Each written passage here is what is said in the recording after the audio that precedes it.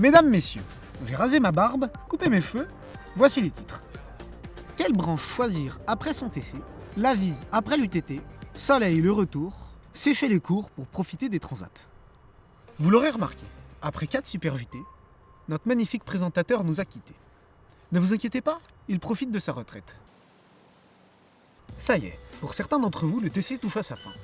Que vous soyez en TC4 ou pour les plus récalcitrants, les branches de la branche vous ouvrent les branches et vous tendent les portes des branches, Travail ou bien chômage? Quelles orientations les UTTiens sélectionneront? Qu'est-ce que vous comptez choisir comme branche? Est-ce qu'on est obligé de choisir une branche? Je suis déjà en RT. My bad. J'hésitais un petit peu à la base entre GM et MTE, mais je pense que je vais quand même faire MTE. Votre motivation principale, c'est le contenu enseigné ou bien la quantité de travail? La quantité de travail. Moi, j'adore travailler. T'es en train de me demander si je préfère les sujets ou le fait de travailler beaucoup? Ça n'a pas de sens. La question, elle a pas de sens, Hermoun. Je pense que c'est le contenu enseigné. C'est important pour le métier qu'on veut faire plus tard.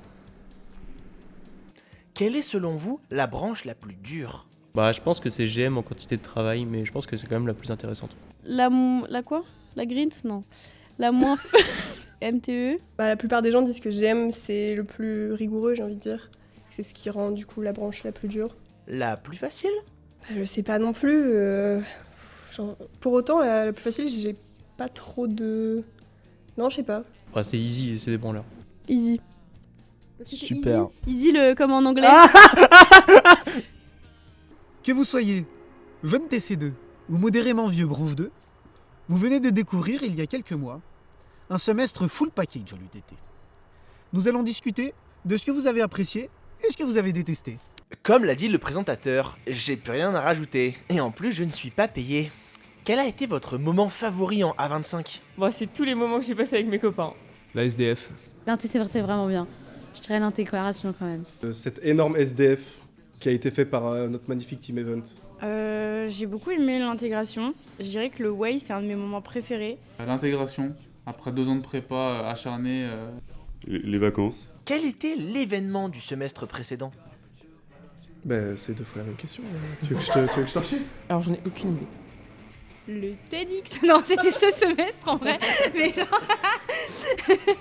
Sinon, je sais. La R2D. Les petites ventes de charcutes aussi, c'était sympa. La R2D, je pense.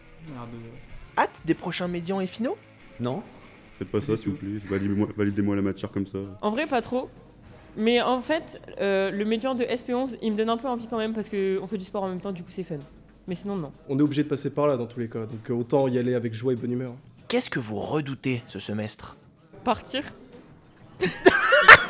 Que je redoute un peu à niveau médian et finaux. Surtout que c'est genre là, maintenant. Les finaux. LO17. Récupérer les notes qu'on fait un temps des scribes pour voir les détails. Mais monsieur, vous êtes en cours? Oui. Mais de LO17. Alors, quand j'ai écrit ce JT, il faisait 17 degrés et les gens profitaient des transats dehors. Malheureusement, maintenant il fait 9 degrés, je me caille et en plus il pleut.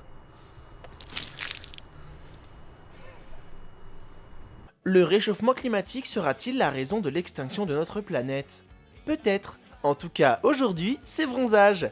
Sortez les débardeurs et les tongs et profitez d'un calme idyllique sur la butte ensoleillée, lieu où tous les étudiants se retrouvent afin de se reposer après un dur CM.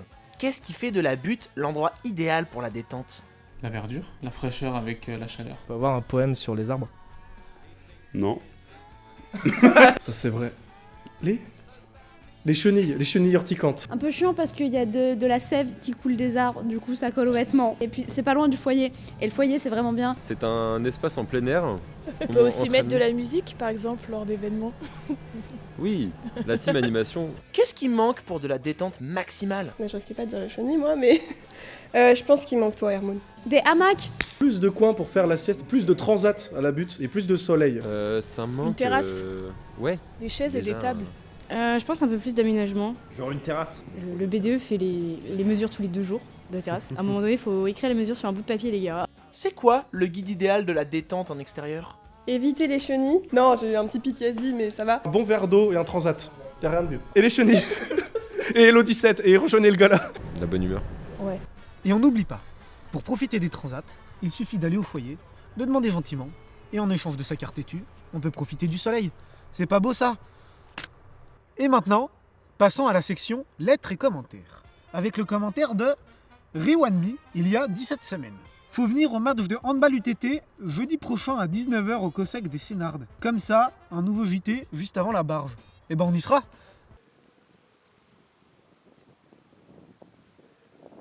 Et maintenant, le dicton du jour. On dit que la vie ne tient qu'à un fil. Alors apprenez à coudre. Tchuss!